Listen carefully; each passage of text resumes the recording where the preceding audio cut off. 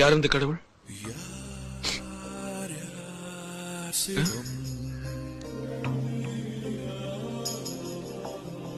Look, I don't understand your jokes, man.